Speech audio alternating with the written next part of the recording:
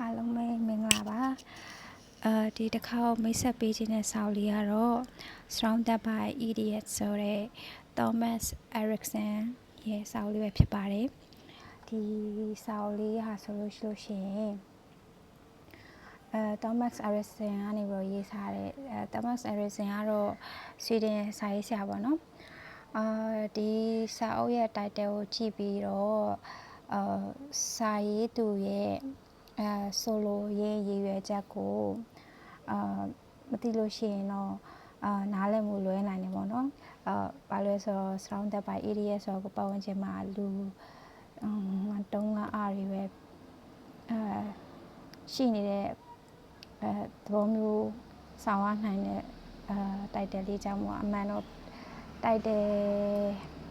ကပြောချင်တာကတော့ပေါ့နော်လူတရားလူတွေရဲ့ personality သူတို့ရဲ့ behavior တွေကိုသူကအယောင်လေးတွေခွဲပြီးတော့တင်ဆက်ထားတဲ့ရေးသားထားတဲ့စာလေးပေါ့နော်အမှန်တော့ဒီစာအုပ်ကိုဖတ်ဖြစ်ခဲ့ရတဲ့အကြောင်းရင်းကတော့စာဖတ်သူဒီ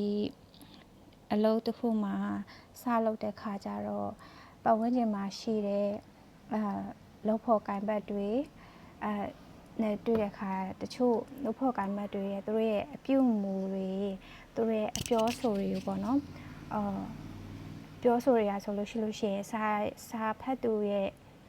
အတွေးခေါ်ရည်နဲ့ကွာဟနေပေါ့နော်ကွာခြားနေတဲ့ခါကျတော့သူတို့ရဲ့ပြုမှုပြောဆိုမှုတွေကကိုစာဖတ်သူတွေအလုပ်ထဲမှာခါကြလို့ရှိရင်အခက်ခဲဖြစ်ရတယ်ပေါ့အဲ့လိုဖြစ်ရတဲ့ခါကျတော့စာဖတ်သူတွေထဲမှာဘာဖြစ်လဲဆိုတော့သူတို့ဘာလို့ဒီလိုမျိုးပြုမှုပြောဆိုရတာလဲဆိုတဲ့အကြောင်းရင်းကိုသိကျင်လာတယ်သူတို့ကဘာလို့မျိုးကိုယ်နဲ့ကွဲပြားနေရတာလဲဆိုတဲ့အတွေးမိတယ်ပေါ့နော်တွေးမိတဲ့ခါကျတော့လူတွေရဲ့ပြုမှုပြောဆိုတွေသူတို့ရဲ့အတွေးခေါ်တွေကိုဘယ်လိုမျိုးပိုနားလည်နိုင်လဲပေါ့နော်ဘာလို့ကောင်းမလဲဆိုတော့ဘယ်လိုစာအုပ်တွေဖတ်ရင်ကောင်းမလဲဆိုတော့အတွေးဝင်လာတော့စာအုပ်တွေလိုက်ရှာဖတ်ရင်းနဲ့မှဒီစာအုပ်လေးကိုတွေ့ရပါတော့တွေ့တဲ့ခါကျတော့ဖတ်ဖြစ်တယ်ပေါ့ဖတ်ဖြစ်တဲ့ခါကျတော့ဒီစာအုပ်ကိုဖတ်ပြီးတော့ကိုသူပတ်ဝန်းကျင်မှာရှိတဲ့သူတို့ရဲ့တွေးခေါ်ပုံတွေကိုဒီစာအုပ်ထဲကအချက်လေးနဲ့ရှင်းကြည့်မိတဲ့ခါကျတော့မှကိုကပို့ပြီးတော့ဘယ်လိုပြောရမလဲစိတ်ကပို့ပြီးတော့တက်တာဖြစ်သွားတယ်အရင်ကလိုမျိုးသူဘာလို့ဒီလိုမျိုးလောက်ရတာလဲဆိုပြီးတော့ဒေါသဖြစ်ရမယ်စားသူတို့ကဒီလိုဒါအကြောင်းမျိုးဒီလိုမျိုးလောက်တာပါလားဆိုပြီးတော့နားလည်လာပေါ့နော်အဲ့မှာစာဖတ်သူတစ်ခုကြားဖို့တဲ့စကားလေးတစ်ခုရှိရပါတော့အင်္ဂလိပ်စကားလေးတစ်ခုကကြတော့ everyone you meet is you in a different body teaching you about yourself အဲ့တော့လူတိုင်းကကိုပဲဒါမဲ့ကိုကတခြားလူတွေရဲ့ခန္ဓာကိုယ်ထဲမှာ different body ပေါ့နော်ကိုအကြောင်းကိုပြန်လဲသိကိုအကြောင်းလေးနားလည်လာအောင်သင်ပေးနေတဲ့တခြားလူပဲပေါ့နော်ကိုပဲဆိုတော့အတိတ်ပဲလေးပေါ့နော်တခြားလူတွေဆိုတာကလည်းကိုပဲပေါ့ဒါမဲ့တခြားကိုထဲမှာရှိနေတဲ့ကိုသင်ပေးနေတဲ့ကိုသင်ခန်းစာတွေသင်ပေးနေတဲ့ကိုဆိုတဲ့အတိတ်ပဲလေးပေါ့အဲ့စာကြောင်းလေးကိုအရန်သဘောကျရတယ်ပေါ့နော်အဲ့စာကြောင်းလေးကိုတွေ့ပြီးတော့လည်းအတွေ့အများကြီးဝယ်မိတယ်ပေါ့နော်အဲ့လိုမျိုးအဲ့ခါကျတော့ကိုကဒီစာအုပ်လေးကိုဖတ်တဲ့ခါကျတော့လေအများကြီးသင်ခန်းစာတွေရတယ်လူပတ်ဝန်းကျင်မှာရှိတဲ့လူတွေကိုလည်းအရင်ကထပ်ပို့ပြီးတော့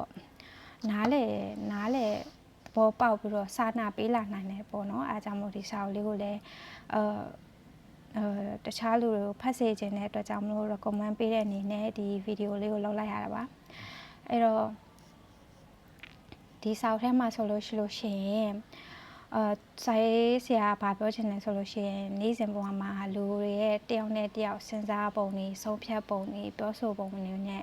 တုံ့ပြန်ပုံတွေကမတူညီကြတာကိုတွေ့ရတယ်ပေါ့နော် အဲ့တော့တခါလေကိုနဲ့အမြင်မတူတဲ့သူတွေကိုဒီလိုကဘာလို့အဲ့လောက်တောင်ဒီလိုမျိုးတွေးရတာလဲဘာလို့ဒီလောက်တောင်တုံးအားရတာလဲဘာလို့ဒီလောက်တောင်ခက်ခဲပြောဆိုရတာခက်ခဲရတာလဲလို့တွေးမိနိုင်တယ်ပေါ့နော်တခါလေကြာလို့ရှိရင်အဲ့တော့ဒီဆောက်လေးကဆိုလို့ရှိရင်အဲ့လူတွေကမိုင်မဲတုံးအားလို့မဟုတ်ဘဲခေါင်းမာလို့မဟုတ်ဘဲပဲဟုတ်နော်သူတို့ရဲ့ကိုရီကိုသွေးနဲ့ဆက်တန်ပုံတွေကကိုနဲ့အမြင်မတူတာကြောင့်ဆိုတော့အကြောင်းရင်းလေးတွေကိုပြောပြပေးထားတာပေါ့နော်အဲ့တော့ဆောက်ထဲမှာဆိုလို့ရှိရင်သူကလူတွေရဲ့အပြုအမူကိုအယောင်လေး၄မျိုးနဲ့ခွဲခြားထားတယ်အဲ့ဟာလေးက red yellow green နဲ့ blue ဆိုပြီးတော့အယောင်လေး၄မျိုးပေါ့နော်ပတ်ဝန်းကျင်မှာဆိုလို့ရှိရင်လူတိုင်းမှာရှေ့ပတ်ဝန်းကျင်မှာရှေ့မြလူတိုင်းမှာဒီလိုမျိုးအယောင်လေး၄မျိုးနဲ့သူတို့ရဲ့ personality ၄မျိုးနဲ့အပြုအမူလေးကွဲပြားခြားနာကြရပါတော့အဲ့တော့ပထမဆုံးဆိုလို့ရှိရင်အနီရောင်ပေါ့နော်အနီရောင်ရဲ့ personality อ่ะဆိုလို့ရှိရင်သူက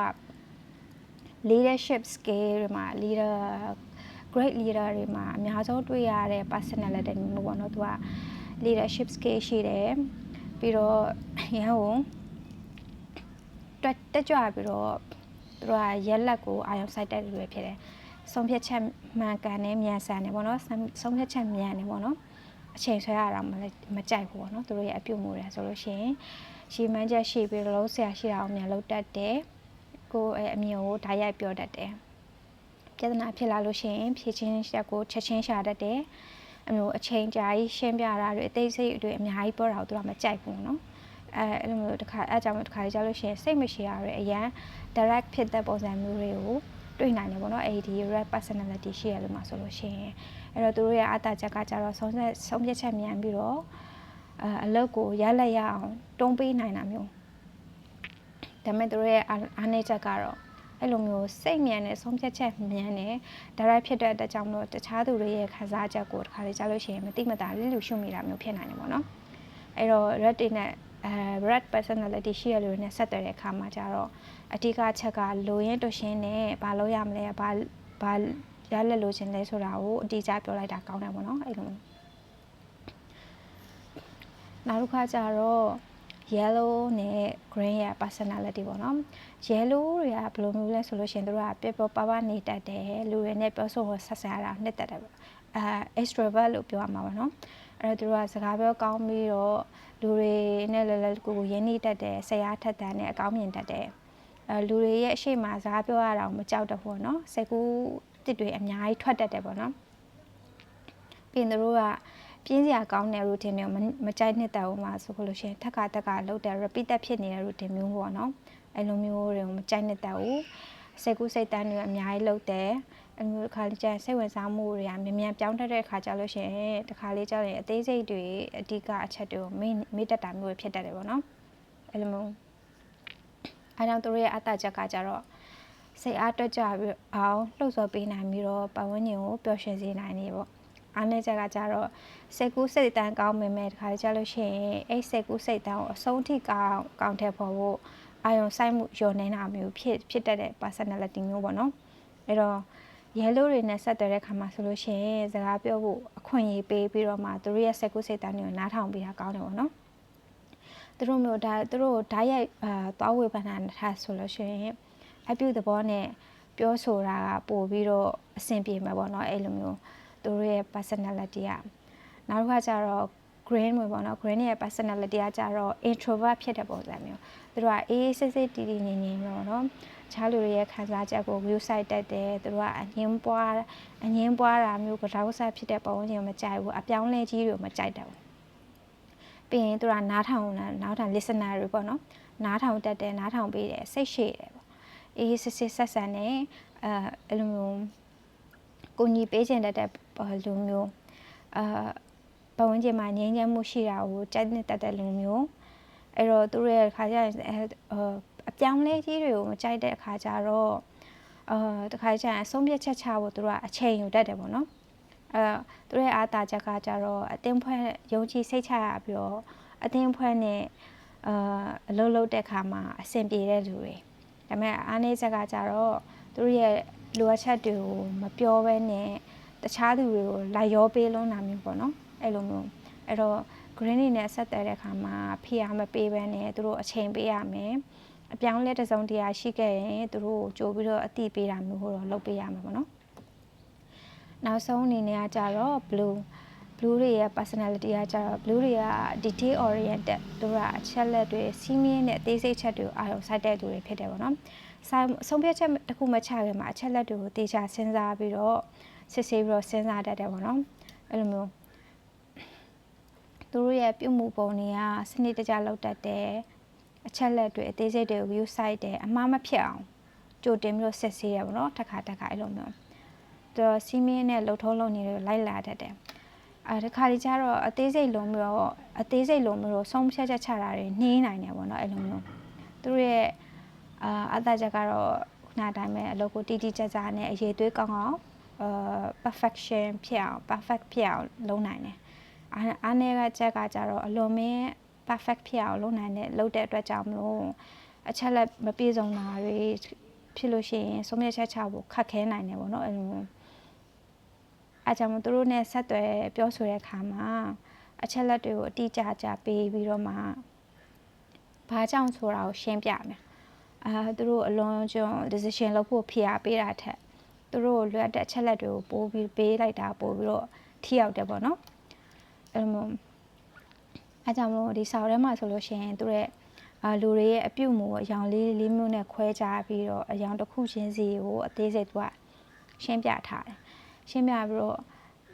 ဒါမဲ့တခုသိရမှာကလူတယောက်ကိုသူကအယောင်တစ်မျိုးတည်းနဲ့တတ်မှတ်လို့မရဘူးခါကြလို့ရှိလို့ရှိရင်သူကအယောင်2မျိုး3မျိုးတစ်မျိုးထပ်ပို့ပြီးတော့ရှိနိုင်တယ်ပေါ့နော်သူကခါကြရင် red နဲ့ yellow နဲ့ရောနေတဲ့ personality ရှိတာမျိုးတို့ green နဲ့ red နဲ့ကတော့ရှားမှာပေါ့နော်အဲ့လိုမျိုး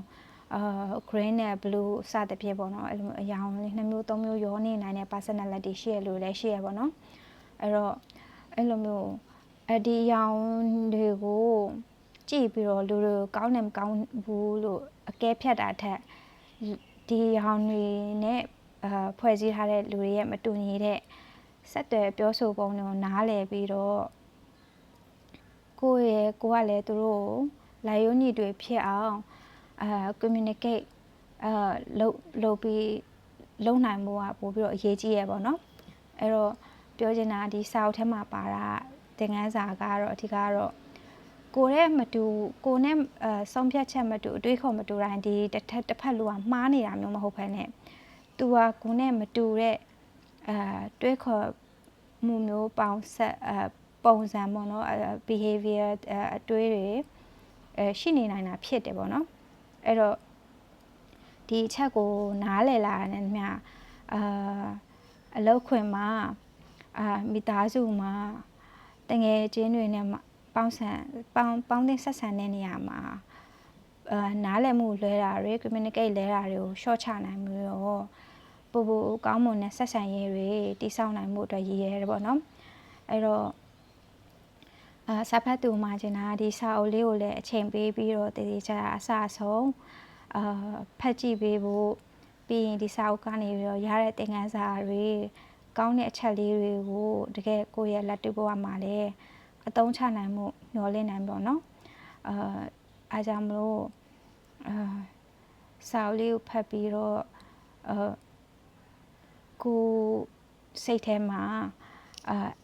impact ဖြစ်သွားတဲ့အချက်လေးတွေရှိလို့ရှိရင်လည်း comment မှာရေးခဲ့ပေးနိုင်တယ်ပေါ့နော်နောက်တစ်ခေါက်ဒီမှာလည်းဒီလိုမျိုးကောင်းမွန်တဲ့စာအုပ်လေးတွေကို recommend လုပ်ပေးဖို့စာဖတ်သူကလည်းအများကြီးစူးစမ်းပြီးတော့စာတွေဖတ်သွားမယ်လို့ပြောချင်ပါတယ်စာဖတ်သူကိုလည်းနောက်ထပ်စာအုပ်တွေအများကြီးဖတ်ပြီးတော့ဗီဒီယိုတွေအများကြီးဝေမျှပေးနိုင်မှုကိုလည်းအားပေးကြပါလို့ကျေးဇူးတင်ပါတယ်